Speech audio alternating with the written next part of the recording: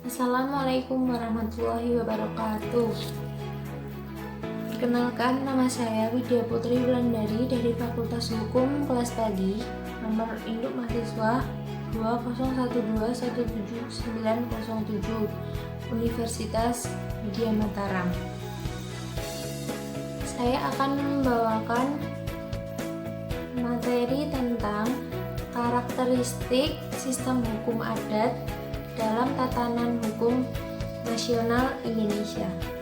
Pertama-tama saya ucapkan terima kasih kepada Tuhan Yang Maha Esa yang telah memberikan rahmat kepada saya untuk mengerjakan tugas makalah dan presentasi. Tujuan pembuatan makalah ini untuk memahami tentang pengertian, peran, tujuan, kedudukan, dan juga penguatan sistem hukum adat dalam tatanan hukum nasional Indonesia.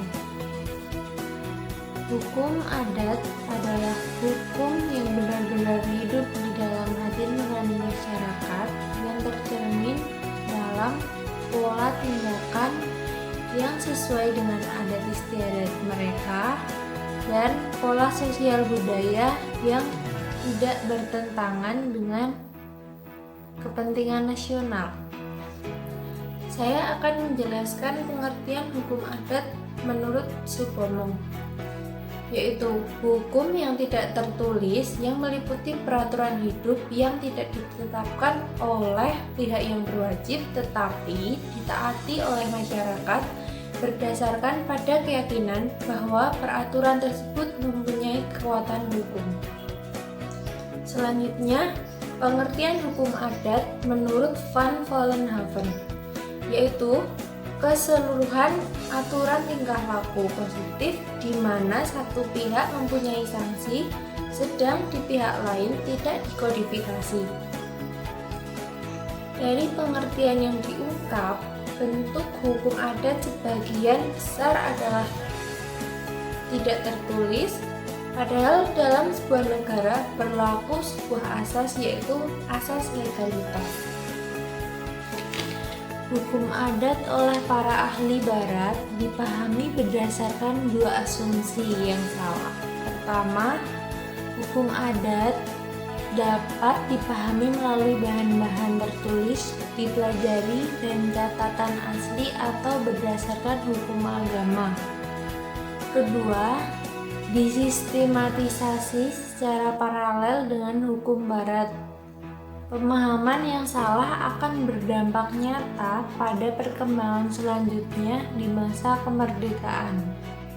Selanjutnya, hukum adat merupakan salah satu sumber yang penting untuk memperoleh bahan-bahan bagi pembangunan hukum nasional yang menuju kepada unifikasi.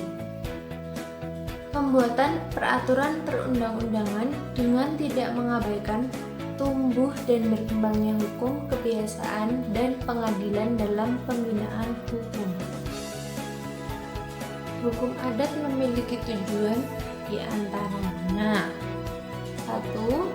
Sebagai pedoman dalam bertingkah laku. 2. Melaksanakan fungsi pengawasan. Yang ketiga yaitu membina hukum nasional. Yang keempat, mengembalikan kepribadian bangsa. Yang kelima, membantu praktik peradilan. Yang keenam, sebagai lapangan hukum perdata dan sebagai sumber hukum positif di Indonesia. Dalam hukum adat, jurisprudensi hukum selain merupakan keputusan pengadilan, juga merupakan sarana pembinaan hukum yang sesuai dengan cita-cita hukum. Jurisprudensi hukum dari masa ke masa dapat dilacak perkembangannya, baik yang masih bersifat lokal maupun nasional. Adapun kedudukan hukum adat dalam jurisprudensi. Perkembangan hukum adat dalam jurisprudensi juga juga dapat memberikan pengetahuan tentang pergeseran dan tumbuh kembangnya hukum adat yang kemudian akan menjadi bersifat mengikat secara nasional. Penguatan hukum adat ada pada pembukaan Undang-Undang Dasar Negara Republik Indonesia tahun 1945 yang memuat tentang pandangan hidup Pancasila. Hal ini mencerminkan kepribadian bangsa yang hidup dalam nilai-nilai, pola pikir, dan hukum adat. Pada tataran praktis yang bersumberkan pada pembukaan Undang-Undang Dasar Negara Republik Indonesia tahun 1945, negara mengintroduser hak yang disebut hak menguasai negara, yang secara tradisional diakui dalam hukum adat.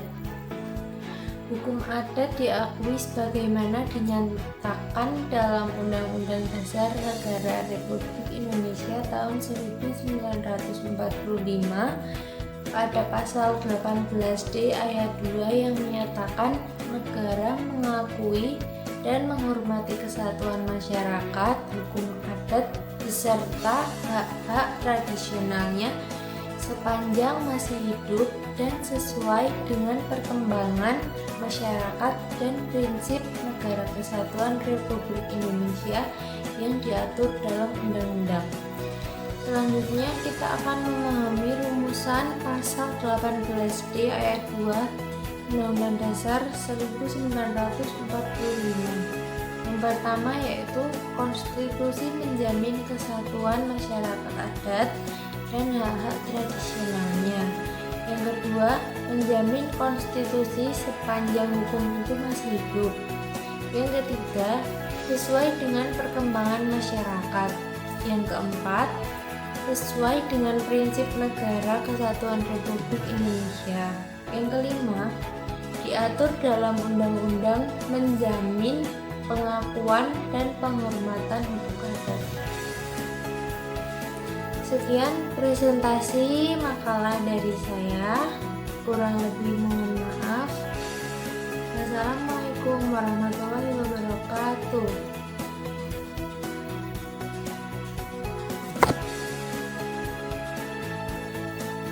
Terima kasih saya ucapkan kepada Bapak Rani, pengampu mata kuliah pengantar ilmu hukum, dan kepada keluarga, sahabat, terima kasih telah mendukung pembuatan makalah ini.